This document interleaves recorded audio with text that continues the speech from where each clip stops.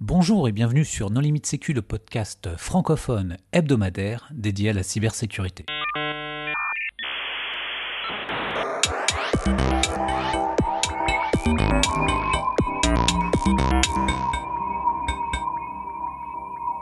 Alors aujourd'hui, nous allons parler de récupération de données suite à une attaque ransomware avec Samuel Durand. Bonjour Samuel.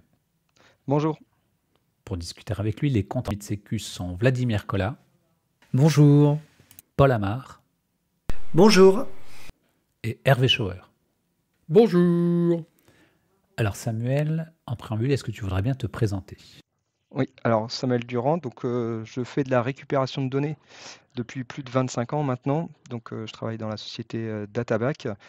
Et voilà, mon métier consiste à récupérer des données qui sont plus accessibles par les clients, les différents clients qu'on peut avoir. Donc ça peut être aussi bien sur les pannes physiques que sur les pannes logiques.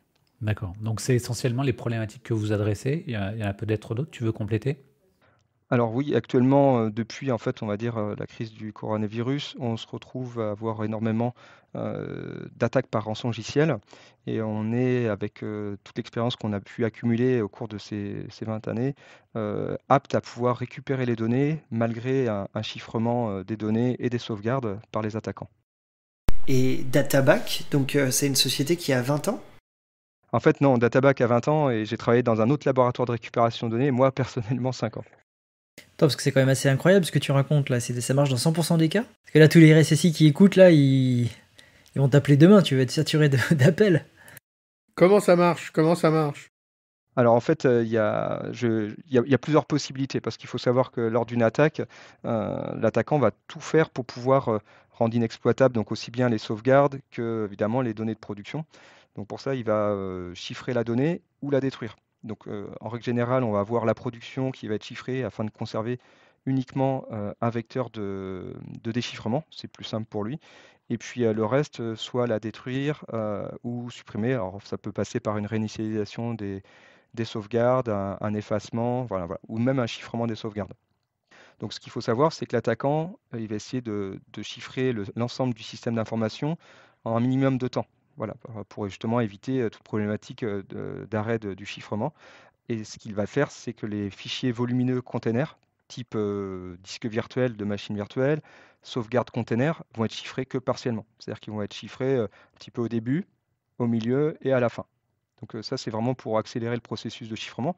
Donc ça marche pour tous les types d'attaques, c'est-à-dire qu'on va retrouver ça sur du Logbit, voilà, sur du Dharma, enfin voilà, sur tous les types d'attaques.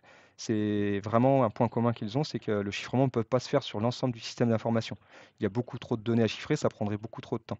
Donc on utilise, nous, cette faille-là pour pouvoir récupérer les données, une sorte de carving, pour pouvoir venir collecter la donnée qui est à l'intérieur et l'extraire. Donc ce qu'on va avoir, c'est qu'on va avoir généralement plusieurs versions de la donnée, parce que les systèmes d'information souvent sont répliqués, ou alors voilà, on va avoir de la sauvegarde, voilà, un certain nombre d'informations qui coexistent dans ce système-là.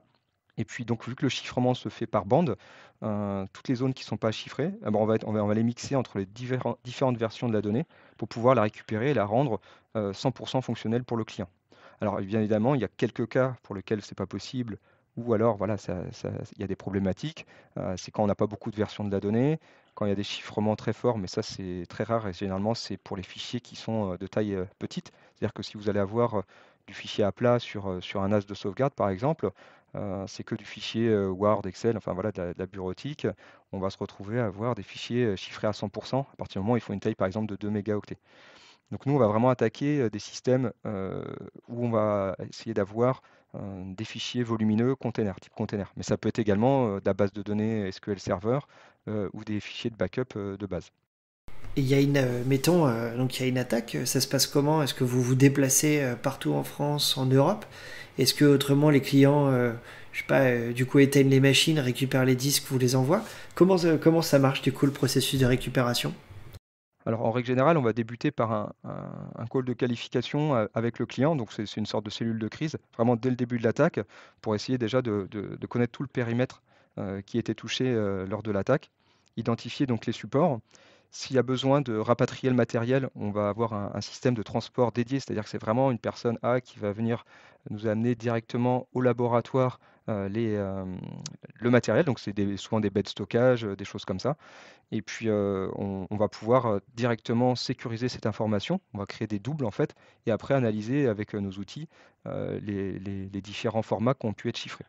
On a également des possibilités de travailler à distance, c'est-à-dire qu'on va venir collecter les fichiers volumineux ou alors les déposer sur des espaces de stockage type SFTP. Et en général, les ransomware, ils chiffrent quel pourcentage des fichiers volumineux? Alors, en fait, c'est variable. Ça dépend de l'attaquant. En fait, il a différents curseurs. Plus il va chiffrer d'une façon importante, c'est-à-dire que déjà, s'il passe à 10%, c'est vraiment des gros taux de chiffrement. S'il passe à 10%, bah, du coup, son attaque va être beaucoup plus longue. Donc, c'est à lui de définir en fonction de la volumétrie à chiffrer les bons curseurs.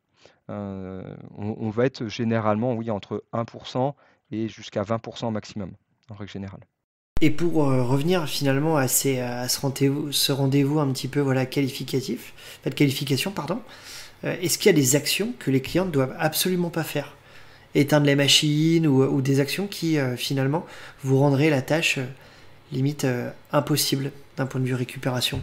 Oui, effectivement, il y a des actions parce que ce qui va se passer, c'est que bah, si c'est des sociétés, elles vont vouloir repartir très rapidement. Donc le risque, c'est par exemple de se dire, bon, la production de toute façon, elle est toute chiffrée, on repart from scratch, ils ont besoin de réinstaller tout de suite un applicatif, et puis du coup, bah, ils effacent les données qui sont chiffrées parce que pour eux, elles sont perdues. Donc le plus important, c'est de sanctuariser la donnée. C'est vraiment le premier conseil qu'on donne, c'est de sanctuariser la donnée. Alors l'idéal pour sanctuariser la donnée, bah, c'est d'éteindre physiquement le matériel. Sauf que ce qui se passe, c'est que généralement, lors d'une attaque, on va avoir des cesseurs commerciaux qui vont avoir besoin de réaliser une étape de forensic. Donc en venant télécharger, enfin pas télécharger, ils vont venir copier en fait les mémoires, des choses comme ça, donc qui ne peuvent pas être faites une fois que le matériel est éteint.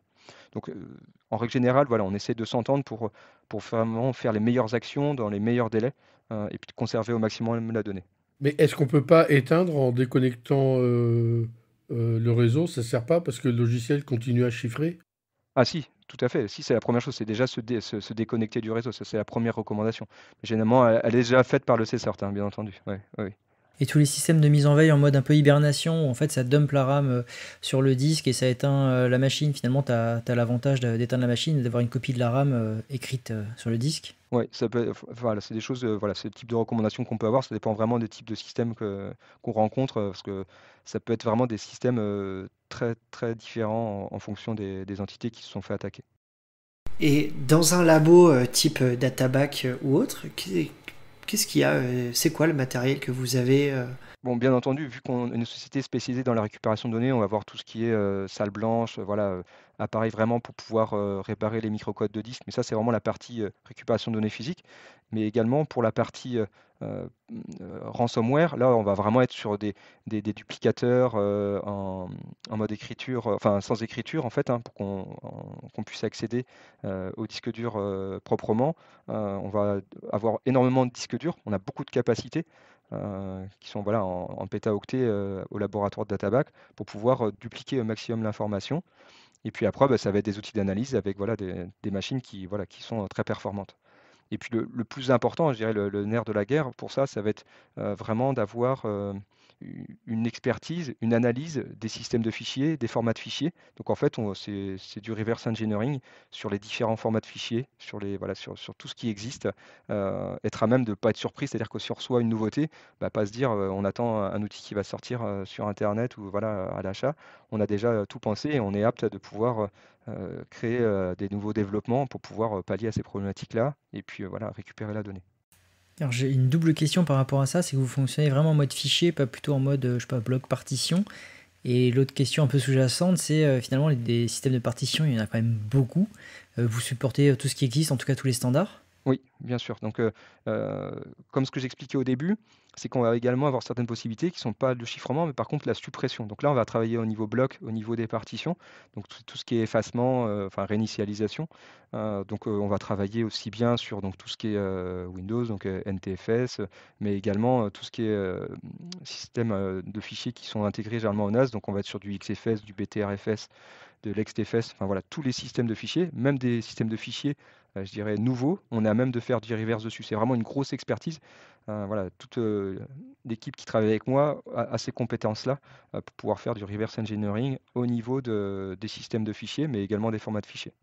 Je me pose la question d'un point de vue académique, c'est-à-dire en fait quels sont les profils que vous arrivez à recruter pour arriver à faire ce type de métier. Est-ce que c'est vraiment voilà, un cursus, je sais pas, école d'ingénieur juste en informatique avec une appétence pour je veux dire du reverse engineering? Est-ce que il y a des formations qui existent? Est-ce qu'il y a des choses comme ça? Comment ça se passe? Alors, il n'y a aucune formation pour la récupération de données. Donc, c'est vraiment historique, c'est-à-dire que les personnes qui sont à même de pouvoir faire ça au laboratoire travaillent depuis 20 ou 18 ans dans le laboratoire. Et c'est vraiment dû à l'expertise de la récupération de données sur des pannes logicielles. Ça peut être une malveillance, voilà, un effacement d'un fichier sur un système de fichiers qui nous a permis d'avoir toute cette expertise-là lors de l'arrivée des ransomware. Parce que pour nous, en fait, ça revient au même que de faire une récupération de données s'il y a un effacement sur un NAS, qu'une récupération de données si quelqu'un a effacé un fichier sur un NAS, quoi. Et du coup, vous avez des outils custom? Est-ce qu'il y a des outils du marché qui, voilà, vous les utilisez parce que ça fonctionne aussi bien? Est-ce que, voilà, toute cette expertise-là, vous avez vos outils à vous? Comme par exemple Photorec. Non, on n'utilise pas Photorec. Voilà. Il y a beaucoup de personnes qui utilisent, mais non, on n'utilise pas Photorec. On a vraiment nos outils de récupération développés en interne. Ça vraiment, mais après, par contre, on va pas tout réinventer. Si par exemple on a besoin d'un éditeur hexadécimal, bon, on a un qui convient pour certains types de tâches, mais après pour d'autres tâches, on va utiliser peut-être d'autres éditeurs. Voilà, ça dépend vraiment, mais vraiment, c'est vraiment pour des choses basiques pour lesquelles on va pas tout redévelopper, des choses qui existent et qui fonctionnent très bien. Pour la récupération de données, par contre, c'est que nos outils. Comment tu vois l'évolution un petit peu au niveau de la récupération des données? C'est-à-dire que la question initiale qu'on avait en début de podcast, c'était avec des rançongiciels. Euh, Comment tu le vois et comment ça a évolué? Est-ce que maintenant 100%, ou allez, on va dire 90% du travail de Databack, c'est vraiment de la réponse sur incident qui est faite ou non, au contraire, c'est peut-être plus du 50-50. Comment tu vois l'évolution là-dessus? Alors en fait, ça a été très rapide, c'est-à-dire que vraiment, à partir du moment où on a traité les cas de rançongiciel, voilà, on s'est retrouvé à faire pas que ça, mais la moitié du temps à faire de la récupération de données suite aux attaques. Entendu, après, on s'est adapté, voilà, on a fait des processus, on a développé des outils qui permettent voilà, de gagner aussi du temps lors des traitements. Mais actuellement, on est vraiment sur une tendance qui évolue, je dirais, dans le mauvais sens pour les entreprises et dans le bon sens pour nous. C'est-à-dire que plus on a de plus en plus d'attaques par rançongiciel. Voilà. Après, il faut savoir qu'en termes de faisabilité, on va être à peu près 9 fois sur 10, on va pouvoir récupérer les données si on le qualifie lors du premier call. Donc ça laisse vraiment de très bonnes chances. Ouais. Est-ce que vous voyez les attaquants s'adapter? Tu parlais tout à l'heure des attaquants qui chiffraient le début, le milieu et la fin des fichiers. Est-ce qu'ils chiffrent tout le temps, par exemple, maintenant la même quantité de données, mais de façon beaucoup plus segmentée, c'est-à-dire qu'ils vont chiffrer, je ne sais pas, au lieu de chiffrer en 3 morceaux, ils vont chiffrer... Oui, on voit ces évolutions-là. Après, ça dépend. Il y a eu des régressions. C'est-à-dire qu'à un moment de temps, voilà, c'est ce qu'on observait. Et puis en fait, est revenu, je ne sais pas, c'est peut-être, on n'a pas fait cette analyse-là, mais peut-être qu'il y a eu voilà, des codes retrouvés d'anciens outils de chiffrement. Et on se retrouve avec des anciennes souches sur des nouvelles attaques. Et en fait, on se retrouve avec des chiffrements basiques. En fait, c'est pas forcément très maîtrisé et c'est difficilement maîtrisable. C'est-à-dire que l'attaquant devra connaître chaque format de fichier pour pouvoir le chiffrer d'une façon correcte. Donc c'est très complexe aussi de leur côté, quoi. Tu parlais des CSIRT commerciaux. Les gens, ils vous contactent en direct ou c'est plutôt un CSIRT qui a l'idée de recommander à son client, écoutez, dans votre situation, on devrait faire appel à une société de recouvrement de données. C'est aussi pour ça que voilà, je vous remercie de m'accueillir. C'est pour évangéliser un peu ce processus-là, parce que les CSIRT ne connaissent pas forcément cette méthode qu'on utilise pour récupérer les données. Et du coup, c'est très important de pouvoir expliquer qu'il y a d'autres façons que de repartir from scratch, de travailler avec des backups qui sont anciens, ou alors de payer la rançon. Voilà, il y a cette solution-là qui fonctionne et qui fonctionne plutôt bien en règle générale lorsqu'elles attaquent sur des gros systèmes d'information. Donc oui, il y a un certain nombre de ces sortes commerciaux voilà, qui nous recommandent aux clients, mais il y a aussi des sortes qui ne savent pas que ça fonctionne de cette façon-là. Et justement pour évangéliser, est-ce que vous avez, je sais pas, décider de travailler sur un livre blanc ou peut-être, je sais pas, discuter avec l'ANSSI pour aussi arriver à proposer, en tout cas évangéliser et parler de ce type de procédure, qu'elle existe et qu'elle doit être justement à minima à cesser en cas d'incident? Oui, alors l'ANSSI, bien entendu, est au courant de notre activité. On a travaillé pour des cas qui sont quand même assez conséquents, en fait, pour lequel voilà, ça fait la une des actualités. J'ai des noms, bien sûr, les personnes m'ont donné l'autorisation de pouvoir communiquer leurs noms, qui ont fait des témoignages sur notre capacité à récupérer les données. On a par exemple récupéré les données, alors ça remonte un petit peu, mais pour le centre hospitalier de Dax, qui avait perdu toutes ses bases de données avec voilà, des bases patients, c'était très compliqué pour eux.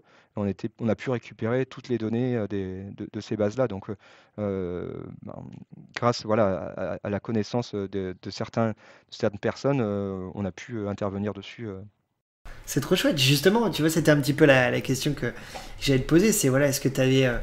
Donc, tu as parlé effectivement de l'hôpital de Dax. Est-ce que tu as d'autres. Est-ce que vous avez d'autres faits d'armes voilà, que vous êtes en capacité de communiquer d'autres entreprises où vous avez joué un rôle crucial? En fait, généralement, les entreprises privées n'aiment pas trop communiquer sur le fait qu'elles soient fait attaquer. Voilà, c'est donc pas de communication de ce côté-là. On a travaillé vraiment pour voilà, des noms très connus. Vraiment, les personnes qui souhaitent donner voilà, leur nom ou faire un témoignage, ça va être des administrations.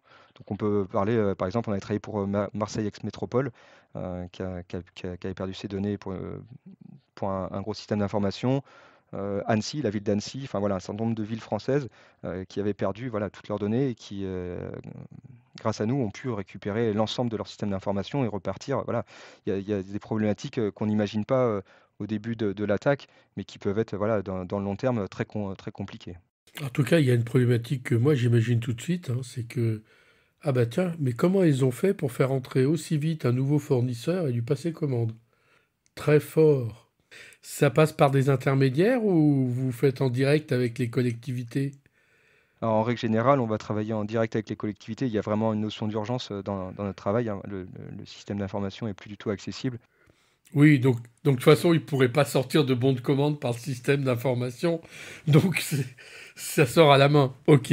Voilà, puis enfin voilà, après, le but, enfin, c'est vraiment aussi de voilà, on trouve des situations vraiment, catastrophiques pour des chefs d'entreprise.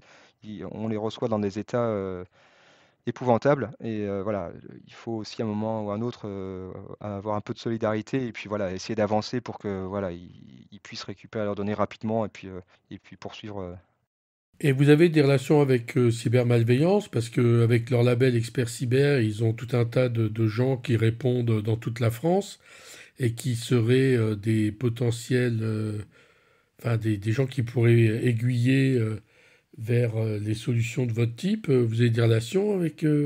Alors, on est déjà inscrit sur cybermalveillance et là, on est en cours d'avoir, enfin, on demande pour avoir le label expert cyber. Oui, oui, mais en fait, ce qu'il faudrait, c'est que les gens qui ont le label vous connaissent. Ah oui, et fasse appel à vous ensuite. En fait, voilà, la problématique est toujours l'évangélisation de notre service, quoi, voilà, bon, qui commence à être connu quand même voilà, pour un certain nombre d'entités, mais voilà, on se retrouve à avoir maintenant beaucoup de PME, par exemple, qui se font attaquer, pour lesquels voilà, le système d'information est tout aussi important pour eux. Et c'est un marché, le recouvrement de données, comme ça, il y a beaucoup de concurrents. En France, on est un peu les seuls. Enfin, il y a une société concurrente, voilà, qui travaille aussi, qui fait le même type de service. Après, il y a toujours une problématique aussi pour les sociétés étrangères qui veulent faire ce type de service en France pour des notions de RGPD, enfin voilà, au niveau de la donnée sensible à traiter.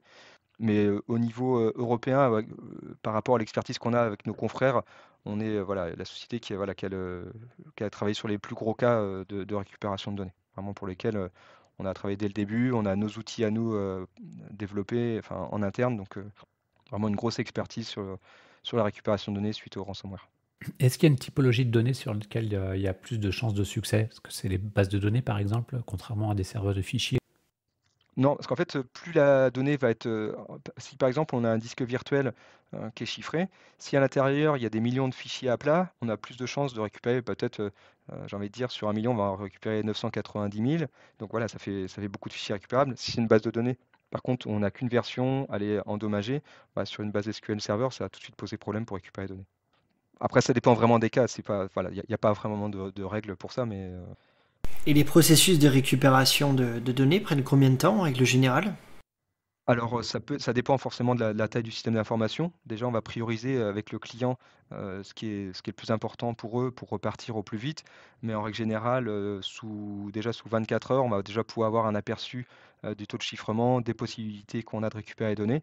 Et puis après, voilà, à partir des 48 premières heures, on commence à restituer des VM ou des choses comme ça.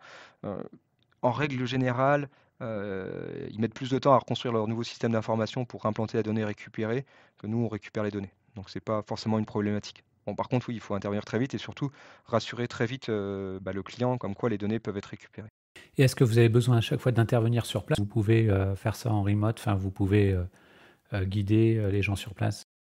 Non, en fait, les gens sur place vont nous aider pour, voilà, pour, le transfert de fichiers ou ce genre de choses. Mais, non, on peut pas les outils, ne permettent pas de travailler, vraiment, à distance.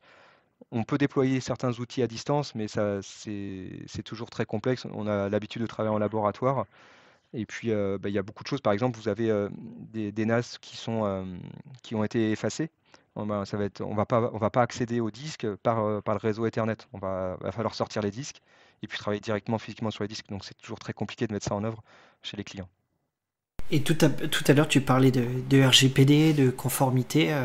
Justement, est-ce que vous êtes certifié? Vous avez certains labels qui vous permettent de travailler voilà, avec des institutions enfin, gouvernementales ou vraiment des gros clients pour assurer effectivement anonymat, conformité, etc. Comment ça se passe en fait? Parce qu'on a une politique, évidemment de RGPD, on a voilà, des clauses de confidentialité, mais également on a des niveaux qui permettent de travailler, des données sensibles. C'est-à-dire que le laboratoire, voilà, c'est une ZRR, donc c'est une zone à régime restrictif sur lequel on peut traiter de la donnée sensible. Oui, effectivement, j'avais une question autour des interventions. Vous êtes combien finalement à Databack? Parce que je me dis, en cas de crise, si vous devez avoir des gens d'astreinte qui doivent travailler la nuit, etc., est-ce qu'il vous faut quand même une taille critique? Vous êtes combien par exemple?